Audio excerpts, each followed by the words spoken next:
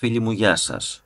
Στο σημερινό βίντεο θα φτιάξουμε ένα πρόγραμμα για να χρησιμοποιήσουμε όλα όσα μάθαμε για τη δομή επιλογής στα προηγούμενα βίντεο. Πιο συγκεκριμένα, θα υλοποιήσουμε μια απλή αριθμομηχανή σε γλώσσα Python. Θα φτιάξουμε δηλαδή ένα πρόγραμμα το οποίο θα διαβάζει δύο αριθμούς από το πληκτρολόγιο, το σύμβολο μιας αριθμητικής πράξης, θα εκτελεί την αντίστοιχη πράξη και θα εμφανίζει στην οθόνη το αποτέλεσμα. Πάμε να ξεκινήσουμε. Αφού λοιπόν το πρόγραμμά μας θα διαβάζει δύο αριθμούς, ξεκινάμε με την εντολή input. Θα πρέπει να εμφανίζεται προς το χρήστη μία προτροπή για να εισάγει τους δύο αριθμούς. Θα εμφανίσω λοιπόν την προτροπή αριθμός 1 άνω κάτω τελεία, την οποία όταν θα βλέπει ο χρήστης θα πληκτρολογεί έναν αριθμό. Ο αριθμός αυτός, όπως έχουμε πει, επιστρέφεται στο πρόγραμμα μέσω της εντολής input ως αλφαριθμητικό. Για το λόγο αυτό η εντολή input θα πρέπει να τοποθετηθεί σαν όρισμα μέσα σε μια συνάρτηση float, ώστε το αλφαριθμητικό να μετατραπεί σε αριθμό κινητής υποδιαστολής. Τόσο αριθμός να αποθηκευτεί στην μεταβλητή A. Άρα λοιπόν εδώ έχω καταφέρει να εισάγω έναν αριθμό από το πληκτρολόγιο και να τον αποθηκεύσω στην μεταβλητή A. Αντίστοιχα θα βάλω μια παρόμοια εντολή ακόμα, η οποία θα μου φέρνει το δεύτερο αριθμό. Θα εμφανίζεται αυτή η προτροπή προς το χρήστη και ο δεύτερος αριθμός θα αποθηκεύεται στη μεταβλητή B. Ανάμεσα σε αυτά τα σε αυτές τις δύο προτροπές, πρόγραμμα θα ζητάει από το χρήστη το σύμβολο μιας αριθμητικής πράξης, το οποίο θα το αποθηκεύει στην μεταβλητή operator.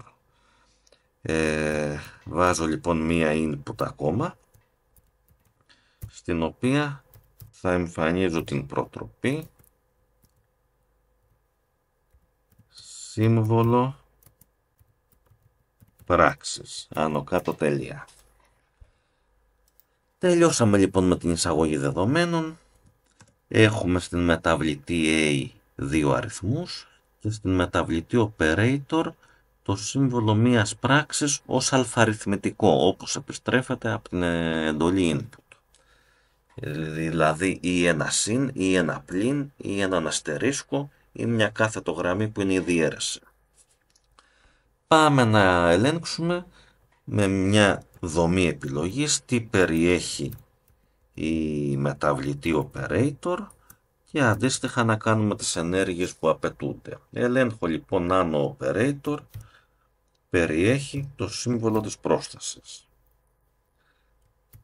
Αν ναι, θα πρέπει να κάνω πρόσθεση. Χρησιμοποιώ λοιπόν μία μεταβλητή result που θα αποθηκεύσω το αποτέλεσμα, στην οποία εκχωρώ την τιμή A συν B. Αν όμως ο operator δεν έχει το σύμβολο συν και έχει το σύμβολο πλην, αν ο operator λοιπόν είναι ίσον με αυτό εδώ το συμβολάκι, σε αυτή την περίπτωση στην μεταβλητή result θα πρέπει να εκχωρήσω την τιμή A πλην B. Αν τώρα δεν είναι ο operator ούτε πλην, ελέγχω εάν είναι ίσως με τον αστερίσκο, με τον τελεστή του πολλαπλασιασμού. Σε αυτή την περίπτωση ανάλογα θα εκτελέσω πολλαπλασιασμό. Πάμε και στην περίπτωση της διαίρεσης. Όταν λοιπόν ο operator δεν περιέχει κάτι από τα προηγούμενα, αλλά περιέχει τον τελεστή της διαίρεσης. Η διαίρεση είναι πάντα λίγο ιδιόρυθμη.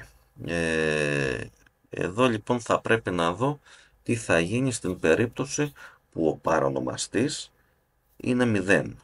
Διαίρεση με το 0 δεν γίνεται. Άρα λοιπόν θα πρέπει να το λάβω υπόψη μου. Όταν λοιπόν το σύμβολο της πράξης που δόθηκε είναι το διά και η μεταβλητή β είναι διαφορετική, ας τα γράψω πιο κοντά, είναι διαφορετική από το 0, τότε η διαίρεση μπορεί να γίνει. Θα πρέπει λοιπόν το result να πάρει την τιμή A δια B. Αν όμως ο παρονομαστής ήταν 0, η διαίρεση δεν θα μπορούσε να γίνει. Άρα λοιπόν θα πάω από κάτω και θα γράψω ένα else άνω κάτω τελεία. Εδώ λοιπόν, αν όλες οι παραπάνω συνθήκες ήταν ψευδείς, θα εκτελεστούν οι εντολές που θα γράψω μέσα στο else. Εδώ λοιπόν σημαίνει ότι η πράξη δεν εκτελέστηκε. Είτε γιατί ο παρονομαστής ήταν 0, είτε γιατί κάποια από τις προηγούμενες συνθήκες ή και η τελευταία ήταν ψευδής. Γιατί ο χαρακτήρας που δόθηκε ως είσοδος και αποθηκεύτηκε στην μεταβλητή operator ήταν λάθος πληκτρολόγηση, άρα δεν δόθηκε ούτε το συν, ούτε το πλην, ούτε το επί, ούτε το δια. Άρα λοιπόν στην περίπτωση του else θα πέσω είτε γιατί είχα μηδενικό παρονομαστή, είτε γιατί είχα λάθος σύμβολο πράξης. Άρα όλες οι προηγούμενες συνθήκες ήταν ψευδείς. Σε αυτή την περίπτωση η πράξη δεν μπορεί να γίνει. Και στην μεταβλητή result θα θέσω την τιμή none. Η τιμή none τι είναι? Είναι το τίποτα. Στην μεταβλητή result δηλαδή δεν βάζω τίποτα. Στην ουσία την αφήνω άδεια. Γιατί το κάνω αυτό? Γιατί αν δεν το κάνω και παρακάτω στις επόμενες εντολές χρησιμοποιήσω τη μεταβλητή result που θα τη χρησιμοποιήσω, αν ο διερμηνευτής της γλώσσας τη δει και πριν δεν της έχει δοθεί κάποια τιμή, θα μου επιστρέψει σφάλμα ότι η μεταβλητή result είναι απροσδιόριστη. Ενώ αν της δώσω το none, τίποτα, αυτό σημαίνει ότι εσκεμμένα δεν της έχω δώσει τίποτα. Άρα δεν θα μου γυρίσει μήνυμα λάθος. Πάμε λοιπόν τώρα να δούμε τι έχουμε καταφέρει. Όταν τελειώσουμε, όταν βγούμε από αυτό το if, από αυτή τη δομή επιλογής, η μεταβλητή result είτε θα έχει κάποια τιμή, γιατί θα έχει εκτελεστεί μία από αυτές τις πράξεις, είτε δεν θα έχει καμία τιμή. Στην περίπτωση που έχει κάποια τιμή θα πρέπει να εμφανίσω το αποτέλεσμα.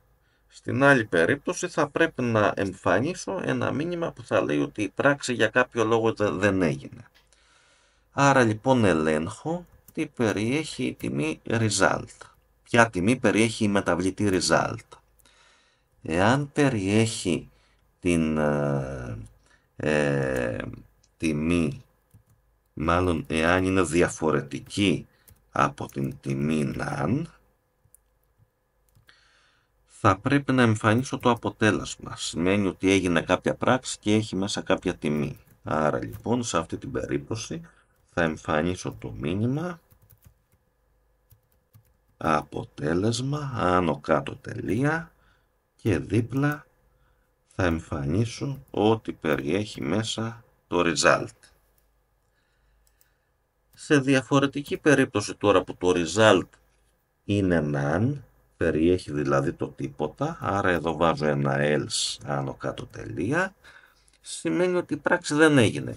Είτε γιατί ο παρονομαστής ήταν 0, είτε γιατί το σύμβολο της πράξης που δόθηκε δεν ήταν έγκυρο. Άρα λοιπόν σε αυτή την περίπτωση θα εμφανίσω το μήνυμα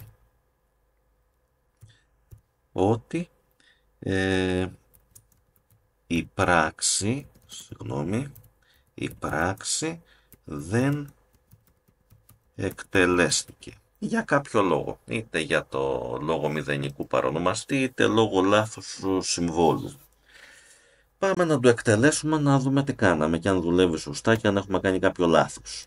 Εκτελώ λοιπόν, μου ζητάει τον αριθμό 1, έχει εκτελεστεί εδώ το πρώτο input, δίνω τον αριθμό 5, μου ζητάει το σύμβολο μιας πράξης, θα δώσω το συν, ο δεύτερος αριθμός είναι το 3, μου βγάζει πολύ σωστά το 8.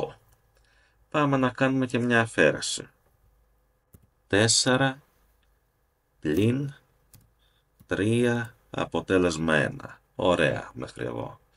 Πάμε να κάνουμε πολλαπλασιασμό. 3 επί 2 αποτέλεσμα 6. Πολύ σωστά. Πάμε να κάνουμε μια διαίρεση με παρονομαστή διάφορο του μηδενός. Ας πούμε 8 διά 2 αποτέλεσμα 4. Πάρα πολύ ωραία. Πάμε να δοκιμάσουμε διαίρεση με το 0. 6 διά, παρονομαστή λοιπόν βάζω το 0, η πράξη δεν εκτελέστηκε. Αυτή ήταν όλες οι συνθήκες ψευδής, πήγαμε στο else, το result έμεινε με την τιμή none, με το τίποτα, άρα λοιπόν στο δεύτερο if περάσαμε πάλι στο else και εμφανίστηκε αυτό το printout. Πάμε να δοκιμάσουμε και την περίπτωση που θα δώσω λάθος σύμβολο πράξης. Δίνω λοιπόν αριθμός 1 το 45, σύμβολο πράξης αυτή την μπουρδα και αριθμός 2 το 4. Η πράξη δεν εκτελέστηκε πάλι. Το ίδιο με την περίπτωση που ο παρονομαστής ήταν 0.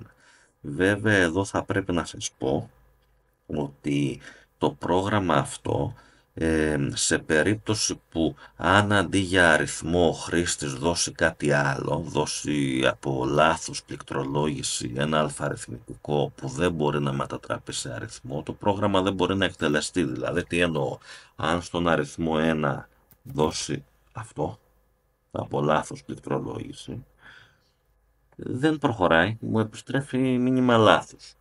Όλα αυτά τα προβλήματα του τύπου πληκτρολόγηση αντί αριθμού κάποιου αλφαριθμητικού που δεν μπορεί να μετατραπεί σε αριθμό, πληκτρολόγηση λάθους τελεστή ή πληκτρολόγηση παρονομαστή που είναι 0, όλα αυτά χειρίζονται καλύτερα όχι με την εντολή if αλλά με την εντολή try και το χειρισμό εξαιρέσεων, κάτι που θα το δούμε σε κάποιο από τα αμέσως επόμενα βίντεο. Δεν ξέρω αν θα είναι το επόμενο ή το μεθεπόμενο, αλλά πολύ σύντομα θα το δούμε και αυτό. Αν σας άρεσε το βίντεο, κάντε ένα like. Αν θέλετε να παρακολουθήσετε και άλλα τέτοια βίντεο, κάντε εγγραφή στο κανάλι μας. Σας ευχαριστώ πολύ.